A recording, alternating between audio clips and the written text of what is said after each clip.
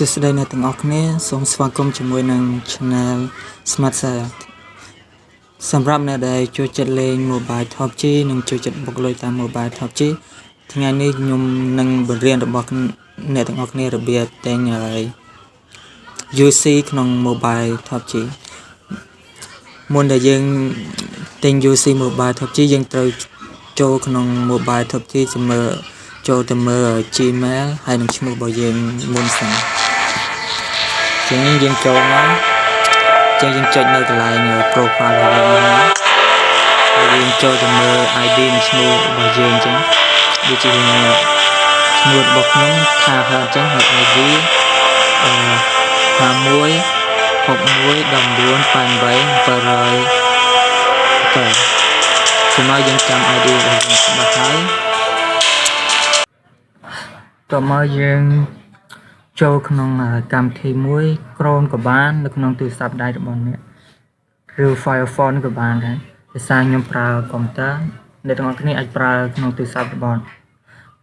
ទូរស័ព្ទដៃរបស់អ្នកទាំងអស់គ្នាក៏បានដែរអញ្ចឹងយើងចុចលើអាហ្នឹងណា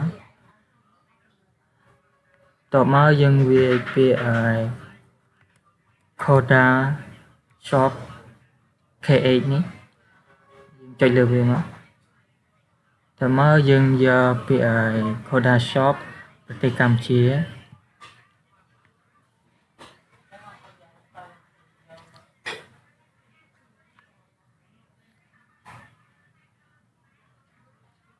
ពេលយើងឃើញមានហ្គេមដូចជា Mobile Legends Mobile PUBG Free Fire និងហ្គេមជាច្រើនទៀតតែយើងបុកទិញUC នៅក្នុង Mobile PUBG យើងចុចលើ Mobile PUBG ណា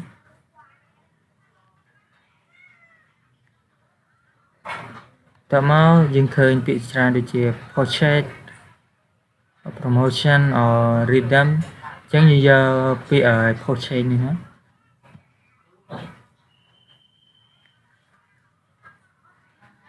តើមកយើងបញ្ចូល ID របស់យើងដោយសារខ្ញុំមាន ID នេះដោយសារឈ្មោះយើងមើលឈ្មោះដែលយើងបានមើលឈ្មោះ ID របស់យើងដូចជាឈ្មោះរបស់ខ្ញុំហៅថាអញ្ចឹង ID 51 61 19 88 907អញ្ចឹងយើងចុចលើវាមកដោយសារខ្ញុំនេះអ្នកទាំងអស់គ្នាអាចបញ្ចូលឈ្មោះនិង ID របស់អ្នកទាំងអស់គ្នារបស់ account អ្នកទាំងអស់គ្នាបានតើយើងទិញតាម Smart Pay តាមកាត Smart អ្នកទាំងអស់គ្នាត្រូវបញ្ចូលកាត Smart ដូចអ្នកទាំងអស់គ្នាអញ្ចឹងខ្ញុំវាមានជម្រើសឲ្យយើងជ្រើសរើសតម្លៃ$1យើងបាន60 UC $2បាន120 UC អញ្ចឹងខ្ញុំជ្រើសរើសតែ$1ហើយយើងចុចលើពាក្យPay Now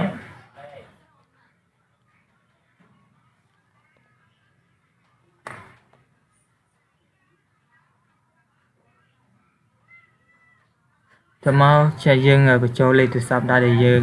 ចង់ទិញអញ្ចឹងយើងបញ្ចូលលេខទូរស័ព្ទដែរ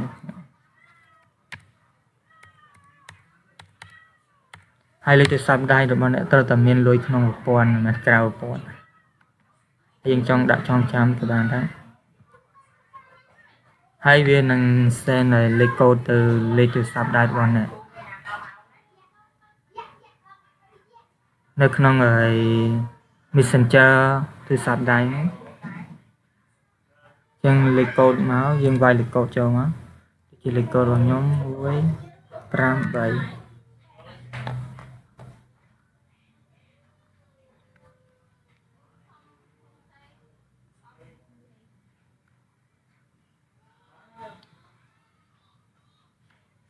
តែមកយើងទៅមើល Mobile PUBG របស់យើង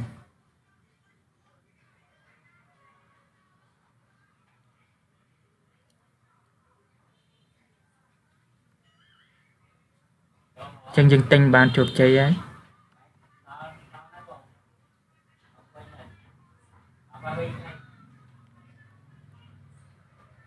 ឥឡូវយើងចូលទៅមើលUC ដែលយើងបានទិញនៅក្នុង Mobile PUBG ពីមុន UC ខ្ញុំគឺ0ទេគឺ0ឥឡូវយើងទៅមើល UC មើលតែខ្ញុំទទួលបានចំណេញ UC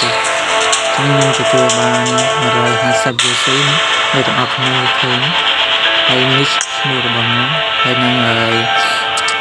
ID យើងត្រូវចាំនឹងឈ្មោះ ID ឲ្យពិតសិនបានយើងអាចទិញបានចឹងយើងអាចច្រឡំបានចឹងណាចឹងយើងទិញបានហើយ